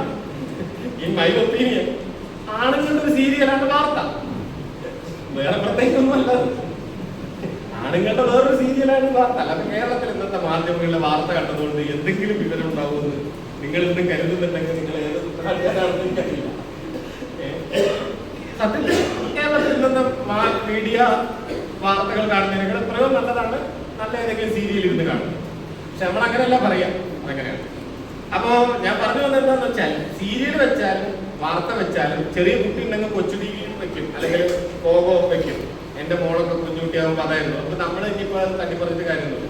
അപ്പൊ ദിവസങ്ങളോളം ഇരുന്ന് കൊച്ചു ടി വി കണ്ടു അത് കാണേണ്ടി വരും. പക്ഷെ എല്ലാവരും അതിരുന്ന് കാണും അല്ലെ? എല്ലാവരും ഒരു കാഴ്ചയിൽ പങ്കാളിയാവും. ഇപ്പോ ഞാനിപ്പോ സച്ചിൻ, ദ്രാവിഡ്, ഗാംഗുലി എന്നൊക്കെ പറഞ്ഞപ്പോ അന്നിരുന്ന് സ്ഥിരമായി ക്രിക്കറ്റ് കാണുകയോ ഗ്രൗണ്ടിൽ ഇറങ്ങി ക്രിക്കറ്റ് കളിക്കുകയോ ചെയ്യാത്തവിടെ ഇരിക്കുന്ന ഒരുപാട് പേർക്ക്, സ്ത്രീകൾക്കടക്കം എല്ലാവർക്കും അവരെയൊക്കെ അറിയുമായിരിക്കും. അവരൊക്കെ അവരെത്ര മത്സരിച്ചു, എത്ര വിക്കറ്റ് എടുത്തു എന്ന് കൃത്യമായിട്ട് അറിയുമെന്നുള്ളത് അതല്ല ചോദ്യം. അവരെ അറിയാം. ഓക്കെ, ആ മുഖമൊക്കെ ഓർമ്മ വരുന്നുണ്ട്. അവരൊക്കെ മുഖമൊക്കെ ഓർമ്മ വരുന്നില്ലേ? അത് ഈ പൊതുകാഴ്ചയുടെ ഗുണമാണ്. പൊതുകാഴ്ചയുടെ ഗുണം. ആ പൊതുകാഴ്ച ഇല്ലാതായി ഇന്ന് നമ്മുടെ വൈകുന്നേരത്തെ വീട്ടിൽ എങ്ങനെയാണ്? വീട്ടിൽ 5 ആളുണ്ടെങ്കിൽ 5 ആളിലും 5 സാധനമാണ് കണ്ടുകൊണ്ടിരിക്കുന്നത്. കയ്യിലെ മൊബൈലിൽ ഒരു വീട്ടിൽ 5 ലോകങ്ങൾ എല്ലാ വൈകുന്നേരത്തും ഓടിക്കൊണ്ടിരിക്കുന്നുണ്ടാവും. 5 ആളുണ്ടെങ്കിൽ ഒരു കയ്യിൽ ഡാർക്ക് സീരീസ് ഓടുന്നുണ്ടാവും, ഒരു കയ്യിൽ ഏതെങ്കിലും ഓൺലൈൻ ഗെയിം ഓടുന്നുണ്ടാവും, ഒരു കയ്യിൽ സീരിയൽ ഓടുന്നുണ്ടാവും, ഒരു കയ്യിൽ വാർത്ത ഓടുന്നുണ്ടാവും, ഒരു കയ്യിൽ ഇതാണ് നടക്കുന്നത്. അതുകൊണ്ട് സ്വന്തം അനുഭവ തലം എന്ന് പറയുന്നത് വളരെ വ്യക്തികേന്ദ്രിതമാക്കപ്പെടുന്ന നിമിഷം നാം പറഞ്ഞ നവോത്ഥാനത്തിന്റെ സാമൂഹ്യ വിപ്ലവത്തിന്റെ ചരിത്രമൂല്യമുണ്ട്. അത് നമ്മളൊന്ന് ചോർന്നു പോകും. കാരണം man is an assembled എന്താണ് social relationships എന്നാണല്ലോ. സാമൂഹ്യ ബന്ധങ്ങളുടെ കൂട്ടമാണ് മനുഷ്യൻ എന്ന് പഴയ താടിക്കാരൻ പറഞ്ഞിട്ടുണ്ട്. പഴയ താടിക്കാരൻ വെച്ചാൽ മാർക്സ്. സോ അതുകൊണ്ട് ഈ man is an assembled with social relationship എന്ന ബോധ്യം നമ്മളിൽ നിന്നില്ലാതാവും. സാമൂഹ്യ ബന്ധമാണ് മനുഷ്യൻ. അതുകൊണ്ട് മാത്രം മനുഷ്യൻ പറയുന്ന ജീവി നിൽക്കുന്നത്. സത്യത്തിൽ ഒരു പുലിയെയോ കടുവയോ ഒന്നും നേരെ നേരിടാനുള്ള ഒരു ശേഷി മനുഷ്യനില്ല. മനുഷ്യൻ അങ്ങേയറ്റം ദുർബലനായ ഒരു ജീവിയാണ്. പക്ഷേ നമ്മൾ പറയാറുണ്ട്, ഒരു കടുവയും ഒരു മനുഷ്യനും നേരെ വന്നാൽ, യുവാൻ ഹരാരിയുടെ മറ്റേ ഫേമസ് ക്വസ്റ്റ്യൻ ഉണ്ടല്ലോ, ഒരു മനുഷ്യനും ഒരു കടുവയും വന്നാൽ ആര് ജയിക്കും? കടുവ ജയിക്കും. 5 കടുവയും 5 മനുഷ്യനും വന്നാൽ സ്വാഭാവികമായും കടുവ ജയിക്കും. 10 കടുവയും 10 മനുഷ്യനും വന്നാൽ 10 കടുവ ജയിക്കും. 100 മനുഷ്യരും 100 കടുവയും വന്നാൽ അങ്ങനെയല്ല, 100 മനുഷ്യൻ ജയിക്കാൻ സാധ്യത. കാരണം 100 കടുവകളെ പരസ്പരം കോർഡിനേറ്റ് ചെയ്യുന്ന ഒന്നുമില്ല, അതിനുള്ള കഴിവും കടുവയ്ക്കില്ല. 100 കടുവകൾക്ക് ഒന്നിച്ചു നിന്ന് ഒന്നും ചെയ്യാനാവില്ല. പക്ഷെ 100 മനുഷ്യന് ഒരുമിച്ച് നിൽക്കാൻ കഴിയും. 100 മനുഷ്യന് പരസ്പരം കമ്മ്യൂണിക്കേറ്റ് ചെയ്യാൻ കഴിയും. അത് 1000 ആകുമ്പോൾ 10,000 ആകുമ്പോൾ സ്ഥിതി വ്യത്യസ്തമാവും. മനുഷ്യൻ സാമൂഹ്യ ബന്ധങ്ങളാൽ നിർമ്മിക്കപ്പെട്ടതാണ്. മനുഷ്യരാശിയുടെ ചരിത്രം അതാണ്. മനുഷ്യന്റെ പരിണാമ ചരിത്രം അതാണ്. ഈ സാമൂഹ്യ ബന്ധങ്ങളാണ് മനുഷ്യനെ നിർമ്മിച്ചെടുത്തത്. ഈ സാമൂഹ്യ ബന്ധങ്ങൾക്ക് മുകളിൽ അധികാര ശക്തികൾ നിർമ്മിച്ചെടുത്ത ചില അധികാര രൂപങ്ങളാണ് നാം ഈ നവോത്ഥാന പൂർവ്വ മൂല്യങ്ങളായി പരിചയപ്പെടുന്നത്. അതായത് ചാതുർവർണ്ണയമായിക്കോട്ടെ, കളർ ഡിസ്ക്രിമിനേഷൻ, വർണ്ണവിവേചനമായിക്കോട്ടെ, അടിമ സമ്പ്രദായമായിക്കോട്ടെ, ഇങ്ങനെ നമ്മൾ പാട്രിയാർക്കി, പുരുഷാധിപത്യമായിക്കോട്ടെ, ഇതൊക്കെ അധികാര രൂപങ്ങൾ വികസിച്ചു വന്നപ്പോൾ ഈ സോഷ്യൽ റിലേഷൻഷിപ്സ് ആയിട്ട് നിൽക്കുന്ന മനുഷ്യബന്ധങ്ങൾക്ക് മുകളിൽ നിർമ്മിക്കപ്പെട്ടതാണ്. അതിനെയാണ് ആധുനികത ചോദ്യം ചെയ്തത്, മോഡേണിറ്റി ചോദ്യം ചെയ്തത്. ഞാൻ പറയുന്നത് വ്യക്തമാണ് ഞാൻ കരുതും. അതാണ് മോഡേണിറ്റി ക്വസ്റ്റ്യൻ ചെയ്തത്, ആധുനികത ചോദ്യം ചെയ്തത്. ആധുനികത എന്ന് പറഞ്ഞാൽ പുതിയ ജീൻസ് ഷർട്ട് ഇടുന്ന പരിപാടിയല്ല. നമ്മൾ ഒരാൾ മോഡേൺ ആണെന്ന് പറയുന്നത് പുതിയ ഡ്രസ്സ് ഇടുന്നതാണ്, അതല്ല മോഡേണിറ്റി. പൊളിറ്റിക്കൽ മോഡേണിറ്റി, രാഷ്ട്രീയ ആധുനികത എന്ന് പറയുന്നത് വേറൊരു സാധനം. ഞാൻ സാധാരണ പറയാറുണ്ട്, ഇപ്പോ എന്താ പറയാ, ഈ ശബരിമലയൊക്കെ വീണ്ടും ഇതായിട്ടുണ്ട്. പണ്ട് ശബരിമല മാലിട്ട് നടക്കുന്ന കാലത്ത്, ഈ 2018 ഈ കലാപം ഉണ്ടാവുന്നത്. ആ സമയത്ത് സ്ഥിരമായിട്ട് ചാനൽ ചർച്ചയിലൊക്കെ നമ്മുടെ അപ്പുറത്ത് വന്നിരുന്ന ഒരാളുണ്ട്, ചെറുപ്പക്കാരൻ. നിങ്ങൾക്ക് എല്ലാവർക്കും ആളെ അറിയുമായി. ശബരിമല എന്താ പറയാ, എന്റെ നെഞ്ചത്ത് ചവിട്ടിയിട്ട് ശബരിമല കയറാൻ പറ്റുന്നൊക്കെയാണ്. ഈ ചെറുപ്പക്കാർ, നിങ്ങൾക്ക് എല്ലാവർക്കും അറിയാം രാഹുൽ ഈശ്വർ. ഞാൻ ഇവിടെ പറയാതിരിക്കേണ്ട കാര്യമില്ല. അപ്പൊ രാഹുൽ ചർച്ചയ്ക്ക് വന്നിരിക്കുമ്പോൾ ഞാനിങ്ങനെ നോക്കാറുണ്ടായിരുന്നു. വളരെ ബ്രാൻഡഡ് ആയിട്ട് ഗൂച്ചിയുടെ അല്ലെങ്കിൽ ലക്കോസ്റ്റയുടെ ഒക്കെ ബ്രാൻഡഡ് ഡ്രസ്സുകളാണ് രാഹുൽ ഇടുന്നത്. മുടി കൃത്യമായിട്ട് ബ്യൂട്ടി പാർലർ പോയിട്ട് സ്ട്രൈറ്റൻ ചെയ്യുന്നുണ്ട്. ഓരോ തവണ സ്റ്റുഡിയോയിൽ വന്നിരിക്കുമ്പോഴും സ്വയം ഒരു വലിയ മേക്കപ്പ് ബോക്സ് ഉണ്ട്, അതെടുത്തിട്ട് മേക്കപ്പ് ചെയ്യുന്നുണ്ട്. ഷൂസ്, കയ്യിലുള്ള ഡിവൈസുകൾ, സ്മാർട്ട് വാച്ച്, കയ്യിലുള്ള ഉപകരണങ്ങൾ, ആപ്പിൾ അല്ലാത്തൊരു സാധനം കാണാനില്ല. അങ്ങേയറ്റത്തെ ആധുനിക ഡിവൈസുകളാണ്. പക്ഷെ വായ തുറന്നാൽ നിയാണ്ടർത്താൽ മനുഷ്യന്റെ കാലത്തെ, മനുഷ്യന്റെ കാലത്തെ സംസാരമാണ് വരുന്നത്. അതെന്താ ആധുനികതയാണ്? അത് ആധുനികതയല്ല. നിങ്ങൾ വായ തുറന്നാൽ നിയാണ്ടർത്താൽ മനുഷ്യനാണ്, പക്ഷെ അതേസമയം ശരീരം കൊണ്ട് കുറെ ആധുനികനാണ്. മലയാളിയിൽ സംഭവിച്ച വലിയ അപകടം അവിടെയാണ് കിടക്കുന്നത്.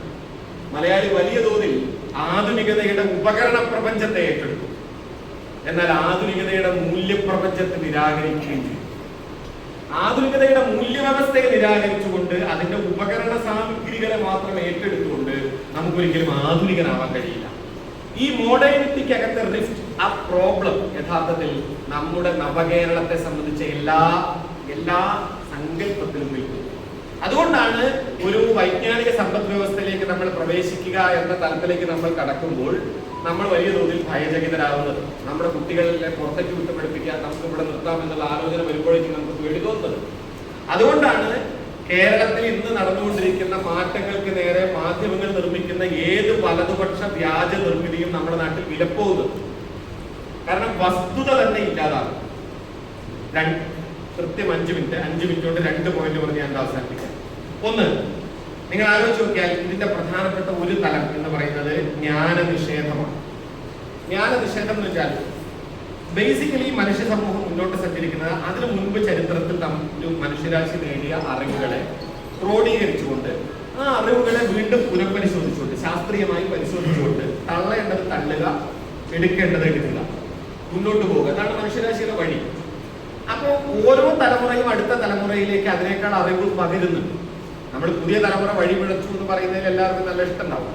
പക്ഷെ അതുപോലെ വ്യാജമായിട്ടൊരു പരിപാടിയില്ല. പുതിയ തലമുറ വഴിപിഴച്ചു എന്ന് പഴയ തലമുറ പറയുന്നുണ്ടെങ്കിൽ ആരാണ് കുറ്റക്കാർ എന്ന് സ്വയം ചിന്തിക്കണം. പുതിയ തലമുറ സ്വയംഭൂവല്ലല്ലോ. പിന്നെ ഇപ്പൊ അടുത്ത കാലത്ത് കേൾക്കുന്നതാണ് പുതിയ തലമുറ ഭയങ്കര വയലൻസ്, ഞങ്ങൾ പിന്നെ സമാധാന കാഴ്ചകളല്ല. പിന്നിലേക്ക് പോയ സമാധാനം കൂടി വരും. ശ്രീകൃഷ്ണന്റെ ഒക്കെ കാലത്ത് സമാധാനം ജനിച്ചു ഉടനെയുള്ള 7 കുട്ടികളെ ഏതോ അരക്കല്ലിന്റെ മുകളിൽ അടിച്ചു കൊല്ലുന്നതായിരുന്നു. അന്നത് മാധ്യമങ്ങൾ റിപ്പോർട്ട് ചെയ്യേണ്ടാത്തതുകൊണ്ട് അത് വയലൻസ് ആയിട്ട് റിപ്പോർട്ട് ചെയ്തിട്ടില്ല. കായനും ഹാബേലും ഒക്കെ സഹോദരനെ കൊല്ലുന്നതായിരുന്നു.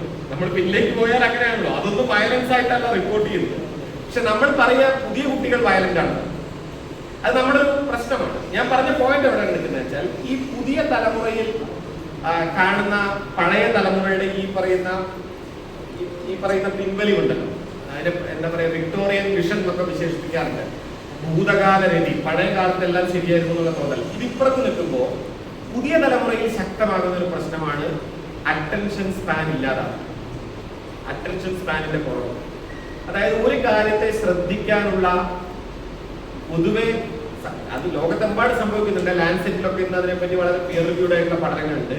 പക്ഷേ നമ്മൾ ശ്രദ്ധിക്കേണ്ട കാര്യമാണ് കേരളത്തിൽ ഈ കാര്യത്തിൽ വലിയ മാറ്റം വന്നിട്ടുണ്ടെന്നാണ് ഇപ്പോൾ മനഃശാസ്ത്ര രംഗത്ത് പ്രവർത്തിക്കുന്നവർ പറയുന്നത്. അതായത് നമ്മുടെ അറ്റൻഷൻ സ്പാൻ പതിവിൽ കൂടുതൽ കുറയുന്നു.